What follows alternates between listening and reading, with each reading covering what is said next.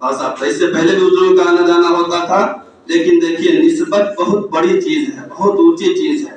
اس کی برکت سے اللہ تبارک و تعالیٰ تھوڑے وقت میں، تھوڑے پیسے میں، تھوڑی چیزوں میں ایسی برکت عطا فرما دیتے ہیں انسان کبھی ان کو سوچنے پر دنگ رہ جاتا ہے.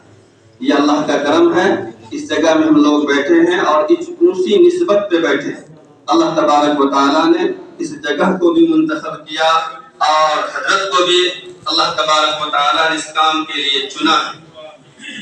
وہ کام ہم لوگ دیکھ رہے ہیں کہ جو کام آپ حضرات نے ان کے ذمے لگایا ہے، بڑی ایمانداری کے ساتھ، بڑی مجاہدے کے ساتھ اور بڑے محنت کے ساتھ اس کام کو انجام دے. اگر یہ چاہتے ہیں، ابھی کچھ دن پہلے ایک ایسا ہی پروگرام ہوا تھا دعائیہ مجلس استاد بندی کے نسبت پر. یہ 3 بچے ابھی جو ہوئے ہیں ان کو بھی روک لیتے، ایک ہی ساتھ ہو جاتا اور کہتے کہ وہاں 6 بچے ہوئے ہیں، 8 بچے ہوئے ہیں. پورے سال کو اگر جوڑیں گے تو 15-20 بچے ہو جاتے. لیکن سادگی کے ساتھ ماشاءاللہ جیسے جس کا ختم ہوا قرآن کریم حفظ مکمل ہوا، وہ مسجد میں بلا کر کے علماء کرام کے بیچ دعا کراتے ہیں اور ان کے سروں پر دستار کیا جاتا ہے. بڑا جلسہ ہو جائے، بڑی شہرت ہو جائے، بڑا اعلان ہو جائے، جب معلوم ہو کہ فلاں جگہ ایسا کام ہوتا ہے، تو اس طرح سے یہاں پر سادگی کے ساتھ بزرگوں کے نقش قدم پر کام ہو رہا ہے. اس کے اندر روحانیت ہوتی ہے.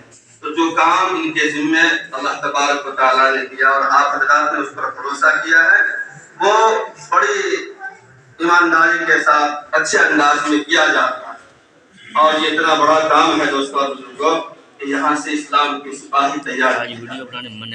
آج ابھی فتنے کا دور، فتنہ کس شکل میں آ رہا ہے سمجھنا بہت مشکل.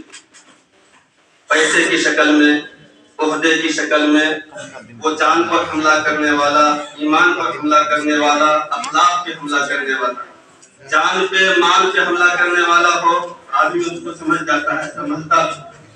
لیکن پریشانی کی بات یہ ہے کہ ایمان اور اخلاق پہ جو حملہ کرنے کا جو فتنہ ہو رہا ہے اس کو سمجھنا بہت مشکل ہو جاتا ہے. اس کو سمجھنے کے لیے جب تک مدرسے کی تعلیم نہیں ہوگی، دینی تعلیم نہیں ہوگی، مدرسے سے اپنا تعلق نہیں ہوگا اور اس کے جو ماہرین ہیں ان کی صحبت میں رہنا نہیں ہوگا تو اس سے بچنا بہت مشکل ہو جائے گا. اس وقت میں مصلحت کے طور پر کوئی کام ہم ایسا کر لیں گے کہ ہمارا ایمان ہی خراب ہو جائے گا. اس لیے اللہ تبارک و تعالیٰ نے جو نظام بنایا ہے اس اسلام کی حفاظت کا، اسلام کی حفاظت فرشتوں کے ذریعے سے نہیں کریں گے، اللہ کسی انسان کے ذریعے سے کریں گے. اور انسانوں میں سے اللہ تبارک و تعالیٰ اپنے کچھ خاص بندوں کو منتخب فرماتے ہیں اور ان کو منتخب فرما کر کے ان کے اندر ایسی صلاحیت پیدا کی جاتی ہے کہ کبھی کہیں ایسا ہو اسلام پر حملہ ہو، قرآن پہ حملہ ہو، فقہ پہ حملہ ہو، اخلاق پہ حملہ ہو، وہ اس پر سالار کھڑا ہو کر کے اس کی دفاع کرے.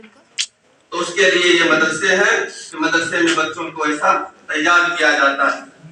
مثال کے طور پر ابھی ایک فتنہ چلا ہوا ہے قادیانیوں کا. ابھی یہ بہت زمانے سے ہے لیکن وہ زور پکڑتا ہے. جہاں دیکھتا ہے کہ کچھ نرمی آ گئی ہے، کچھ کمی آ گئی ہے، تو وہ روپ بدل کر کبھی تو دینی شکل میں، کبھی پیسے کی شکل میں، کبھی تقویٰ اور پرہیزگاری کی شکل میں ایسا متقی بن کے آپ کے پاس آئے گا. اس میں بھی حافظ ہوتے ہیں. تو حافظ کیسے ہوتے ہیں؟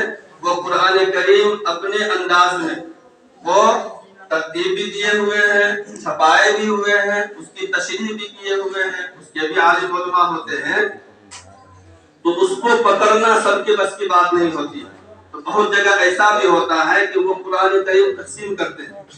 اب ظاہر ہے کہ ایمان والوں کے سامنے قرآن کی بات اگر آ جائے تو وہ عظمت کی نگاہ سے دیکھتے ہیں، محبت سے دیکھتے ہیں اور اس کو وہ دینا بھی چاہتے ہیں. قرآن دے رہا ہے لیکن یہ ہم لوگوں کو محسوس نہیں ہوتا ہے، بہت کم محسوس ہوتا ہے کہ آخر اس کے پیچھے ریزن کیا، وجہ کیا ہے. کہ قرآن کی بات آئے گی تو قرآن ہے، اللہ کا کلام ہم دیتے ہیں کہ آپ پڑھیے.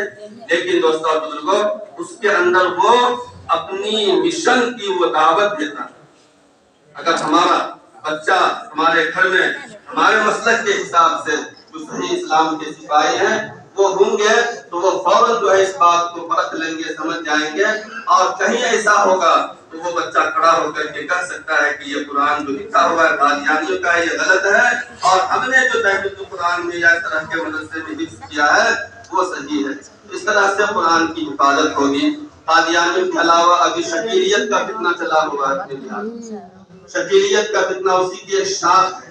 تو اس طرح سے دوستوں بزرگوں، ہر موقع پر ہر زمانے میں اس پہ حملہ ہوتا رہے گا، اور اس کے لیے اللہ نے جو نظام بنایا ہے اپنے ابھی کل پر صدر بھی گئے ہوئے تھے مولانا مفتی شبیر صاحب دامت برکاتہ، جو شاہی مراد آباد کے شیخ الحدیث ہیں، بڑی صلاحیت کے مالک، سینکڑوں کتابوں کے مصنف، اور فقہ اور فتویٰ میں اللہ نے بڑی مہارت عطا فرمائی ہے۔ تو وہ فرما رہے تھے کہ جہاں پر امام بخاری رحمۃ اللہ علیہ پیدا ہوئے، امام ترمذی رحمۃ اللہ علیہ پیدا ہوئے،